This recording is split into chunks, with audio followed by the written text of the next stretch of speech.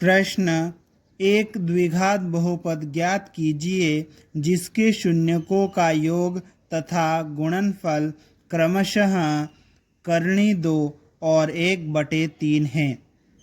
इस प्रश्न में हमें एक ऐसा द्विघात बहुपद ज्ञात करना है जिसके शून्यकों का योग करनी 2 और शून्यकों का गुणनफल 1/3 है। यहाँ पर हमें एक द्विघात बहुपद ज्ञात करना है जिसके शून्यकों का योग और गुणनफल दिया है।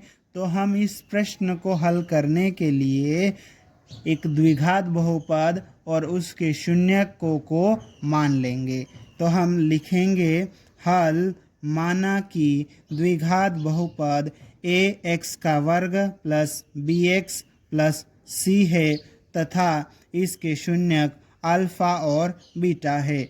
यहाँ पर हमने द्विघात बहुपद ax का वर्ग प्लस bx प्लस c मान लिया और साथ ही इसके शून्यक अल्फा और बीटा भी मान लिया। ठीक है, अब हमें शून्यकों का योग दिया है तो हम लिखेंगे अब शून्यकों का योग अल्फा प्लस बीटा बराबर शून्यकों का योग कितना दिया है, करनी 2, तो हमने करनी 2 यहाँ पर लिख लिया। शून्यकों के योग का सूत्र होता है -b/a। अब आगे ये करनी 2 हम यहाँ पर लिख देते हैं। ठीक है, अब हमें प्रश्न में और क्या दिया है, हमें शून्यकों का गुणनफल दिया है। ठीक है, तो हम उसको भी यहाँ पर लिख लेते हैं। तो हम लिखेंगे तथा शून्यकों का गुणनफल अल्फा गुणित बीटा बराबर 1/3। शून्यकों के गुणनफल का सूत्र होता है, यहाँ पर हम लिख देंगे c/a और बराबर के इधर क्या चल रहा है 1/3। तो यहाँ पर देखो, यहाँ से a का मान कितना आ रहा है 3, तो यहाँ से भी a का मान 3 ही आना चाहिए। 3 आना चाहिए तो हम क्या करेंगे, इसके बटे में 3 लिख देंगे, मतलब इसमें 3 का भाग लगा देंगे। ठीक है, अगर हम इसमें 3 का भाग लगाएंगे तो इसमें 3 का गुणा भी करना पड़ेगा। ठीक है, यहाँ पर ये करनी 2 है। ठीक है, चलो अब देखो 3 का गुणा कर देंगे इसमें तो ये 3 करनी 2 हो जाएगा। ठीक है, और बटे में करनी 3 हो जाएगा। अब यहाँ से देखो दोनों जगह से a का मान 3 आ रहा है तो बराबर हो गया, सब सेट हो गया।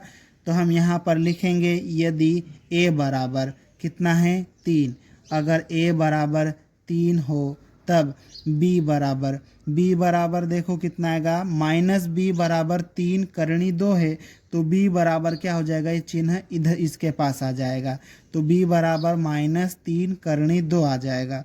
तो यहाँ लिखेंगे -3 करनी 2 और साथ ही c बराबर कितना आ जाएगा 1।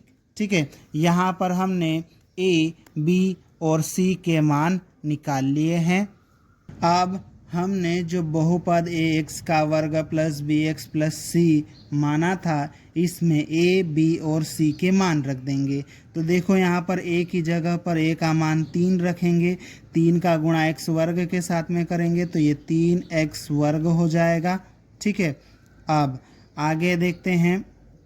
इसके बाद में b का मान यहाँ पर रखेंगे, माइनस की चिन्ह के साथ में है ये b, तो ये चिन्ह माइनस का हो जाएगा। ठीक है, माइनस का हो जाएगा। 3 करनी 2 -3 करनी 2 का x के साथ में गुणा करेंगे तो ये -3 करनी 2 x हो जाएगा। ठीक है, और प्लस लिखना और c का मान कितना है 1, तो प्लस c का मान 1 हो जाएगा। ये आ गया हमारे पास में बहुपद। तो हम लिख लेंगे अतः अभीष्ट द्विघात बहुपद 3x का वर्ग -3 करनी 2x प्लस 1 होगा और यही हमारा उत्तर है।